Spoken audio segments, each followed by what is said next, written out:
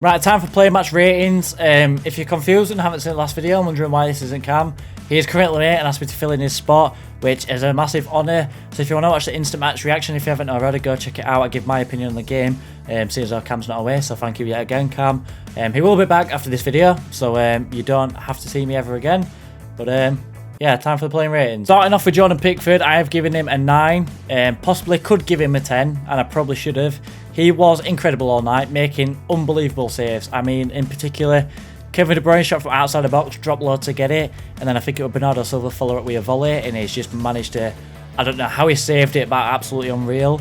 I can't really fault him much besides, I can't really blame him for the Michael Keane goal. He couldn't, I mean, you expect Michael Keane to get there, you really do. His foot's right there and the ball's coming in at such a slow pace.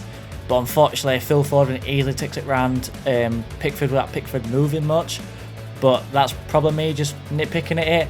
But yeah, I'm giving him a 9. Unreal performance. I'm not really blaming him for that Michael Keane goal. But, I mean, should he be a 10? Let me know. But a 9, I think, is a definite. James Coleman, I'm actually giving an 8. I thought his performance was solid. And I think that's mainly down to the fact that we didn't expect it. We all saw the lineup. We knew Seamus Coleman was coming up against Raheem Sterling, one of the quickest players in the Premier League. Seamus Coleman, recently falling off at the pace. But he was solid. He was catching up to him. He also had him on his shoulder. I thought he got beat a couple of times a bit easily, especially leading up to the Foden goal. I think it was Bernardo Silva that took it past him quite easily, or Sterling, I can't remember. But he got beat way too easy. Some passes throughout the game were sloppy. I thought his discipline throughout the game were well. Played well, stuck to his position. Like I said, covering Sterling, not an easy job, especially for Seamus Coleman, but did really well at it. Played a lot of safe passes, probably when he shouldn't have, and probably should have played, just giving it a chance to see if he would have scored. But against Manchester City, can you blame him? Oh my god, my voice is going here. Michael Keane, I'm giving a 5. I would have given him a lot higher, but I mean, the mistake, it's just this. It's not, like I said before, it's not an Everton game without a Michael Keane defensive error. I don't know how many times it's going to take us. I know we've got not that many great centre-halves are available right now with Yeremina. I mean, Ben Godfrey's coming back, thank God. But Jared Bramford, I know it's Man City, but Michael Keane's cost us so many games. Give Jared Bramford a go. Why not? Give our youth a go. Or give whatever we have available a go. Michael Keane's cost us too many times, and yet again, we've suffered from it. We've suffered against a game that ultimately, yes, was down to a VAR decision. No, let's be honest. Yeah, we might have missed a penalty. We would have been given a chance though, but Michael Keane cost us too many errors, and yet it's still getting picked. But yeah, like I said, I'm giving him a 5. It would have been higher because I thought throughout the game, his defensive part of the game was unreal. I wouldn't say unreal, but fair. He did well. He got rid of balls when he needed to. And I mean, against the Man City front three, you need to be on your game. But that mistake was just, it was disgusting. Mason Holgate, I'm giving a 6. I feel like this is a bit harsh, but it just, I don't know how to explain it. He should have been more comfortable on the ball. I think that's the best way of putting it. He was just hoofing it along. Yes, against Man City, he was just hoofing it along. Play the ball a couple of times, risk it.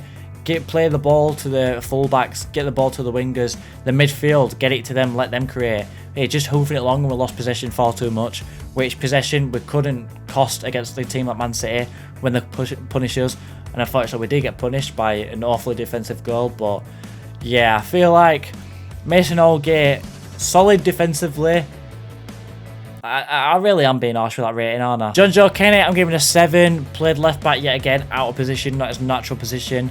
A lot better performance from Southampton, a lot better. Comfortable on the ball, we're in position. I mean, he had the chance in the first half where I thought it were in. I thought, honestly, jumped up, I thought it were in. I can't really blame him. It's his weak foot. Ball's moving quicker and it's moving. It probably should have took an extra touch, but I mean, defender were closing him quick.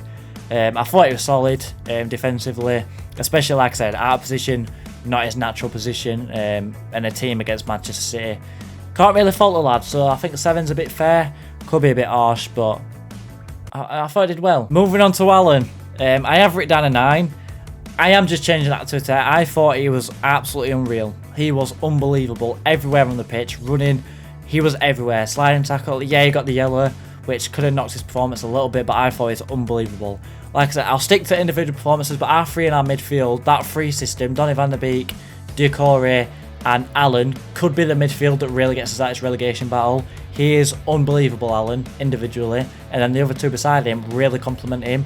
But Allen, when he's on his form and when he's not picking up silly yellows in the first 15 minutes, he's absolutely crucial to us. Moving on to our next crucial midfielder, Abdoulaye Doucouré. What a pleasure it has to have this man back. I am buzzing. He is, throughout this season, been one of our most crucial parts of our midfield. I know I've just said that about Allen, but Doucouré really brings that box to box. He is just unbelievable in the box and then defensively unreal. So I haven't spoken his rating yet. I'm giving him an 8. I'm giving him a 9. Thinking about that now. And then the last of the three in the midfield, we got Donny van de Beek, which unfortunately picked up an injury. I'm hoping it's nothing serious. This man, I generally hope we get him on a permanent, and it's bad for me to thinking that we actually could. The passion he shows for the club, the amount of effort he puts in, yes, I understand he could be doing this to secure his place in Manchester United or move to a team that's in Europe, but I just love the man. I know you shouldn't fall in love with a lone player, but I think everyone's guilty of this. He is just unbelievable. Like I keep saying, that free midfield is crucial. It is everything. Defensively, attacking, it's perfect. Did I even mention I gave him an 8? I'm really bad at this, I don't know if you could tell. Don't worry, you don't have to put me for long. Cam will be back soon, so stick around for now. Anthony Gordon, I mean, what really else can you say? Unbelievable. I don't get how he's got this confidence that he has. He is unbelievable. He happily is calling for the ball all the time. He wants to be on the ball. This is what we've wanted for years. I mean, Kevin Morales back in the day, he was perfect for it. Delafeu, where we had him alone. He's unbelievable. He runs with the ball. He's not scared to take on. I mean, they are the Premier League leaders right now. They are one of the best teams in the league. Even though they're a joke to the league. Alex Iwobi, I'm giving a 7. Massive improvement from Southampton game. Got on the ball a lot more. Decided to run at plays a lot more. And he wasn't silly with his passes. You can tell he was still knocked on confidence. Some of the plays he should have done, he should have ran with the ball more, but instead he tried to wait for the overlap. Whether that's a tactical thing, I don't know, but he had space to run with the ball and instead he's waited for the player. But Alex Iwobi, can't fault his performance really, besides a few silly passes and not running with the ball, but I'm giving him a 7. Richarlison, I'm giving a 9. I thought it was an unreal performance. Like I said in the instant match reaction, did really well at holding the ball up well. He's not like a physical presence like Calvert-Lewin, but he held the ball up real well, especially against like defenders like Laporte, Diaz. I mean, they're not weak in any sort. They are strong defenders. They will challenge for anything. And he was making them run around like nothing. I mean, he was drawing fouls in left, right, centre when we needed a break in play. It was unfortunate that he didn't score. And I mean, if he would have got that penalty, who knows? He would have been on end of that. I'm guaranteed he would have put his name on that. But I thought he played really well. Like I said, it just shocked me how physical he wasn't today, and he really needed to be. He's played it as a lone striker before, and not really been included in the game as much, but I thought he did absolutely unreal today. I think moving forward, Richarlison as a striker should be a thing for us now. Him and Calvert-Lewin up front, I feel like will be the thing for us from now on, but yeah, from this game, Richarlison given a 9, unreal performance. And then the subs I would do individually, but I feel like they're all the same. So Dele Alli, Demarai Gray and El Ghazi, I'm all giving a 6. They didn't really influence play that much when they got on. I mean, Dele Alli did well defensively because they got put on for Donny van de Beek. I mean, we obviously dropped deep, so he had to put in defensive challenges in, which I think he did really well. Demarai Gray, I thought he had the odd good run when he had the ball, but didn't have much time on the ball because he didn't come on till late. And then we had El Ghazi, didn't pick up the ball. I know he had a chance to whip it in, and I thought that were it. I thought that were going to be the goal, but unfortunately got blocked. That was really his only contribution to the game. So nothing really to add much, but this may be the last video of me. I do want to come back on his channel and feature him because, like I said to him, I love his content. I love Cam, good friend of mine, so I'd like to return as a feature. Possibly not the main person because I feel like I've done awful at this, so please do let me know how I've done. You can go harsh, I can take criticism because I can build on that. But yeah, leave a like and subscribe if you're new around here. Tom and chat out my main channel, so if you want to go subscribe to that, you don't have to. I feel like I said it will in the description. Yeah, hopefully big games coming up. Hopefully we can pick up points. The FA Cup next.